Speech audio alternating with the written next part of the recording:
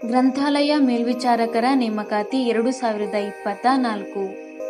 ಹುದ್ದೆ ಹೆಸರು ಗ್ರಂಥಾಲಯ ಮೇಲ್ವಿಚಾರಕರು. ಹುದ್ದೆಗಳು: ವಿದ್ಯಾರ್ಹತೆ: ಯಾವುದೇ ಮಾನ್ಯತೆ ಪಡೆದ ಮಂಡಳಿಗಳು ಅಥವಾ ವಿಶ್ವವಿದ್ಯಾಲಯಗಳಿಂದ ದ್ವಿತೀಯ PUC ಪೂರ್ಣಗೊಳಿಸಿರಬೇಕು.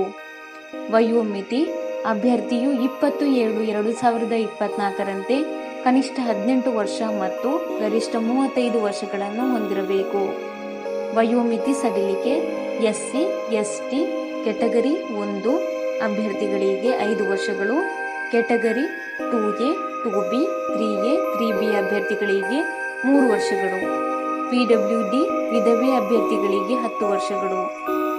ಅರ್ಜಿ ಶುಲ್ಕ: PWD ಅಭ್ಯರ್ಥಿಗಳಿಗೆ ₹100, SC, ST category 1 EX servicemen ಅಭ್ಯರ್ಥಿಗಳಿಗೆ ₹200, category 2A, 2B, 3A, 3B ಅಭ್ಯರ್ಥಿಗಳಿಗೆ ₹300, ಸಾಮಾನ್ಯ ಅಭ್ಯರ್ಥಿಗಳಿಗೆ ₹500.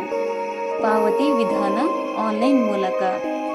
ವೇತನ ಶ್ರೇಣಿ: ಮಾಸಿಕ ₹15,196.72 ವೇತನವನ್ನು ನಿಗದಿಪಡಿಸಲಾಗಿದೆ. ಆಯ್ಕೆ ವಿಧಾನ: ಅಭ್ಯರ್ಥಿಗಳನ್ನು ಮೆರಿಟ್ ಪಟ್ಟಿ ಮೂಲಕ ಆಯ್ಕೆ ಮಾಡಲಾಗುತ್ತದೆ.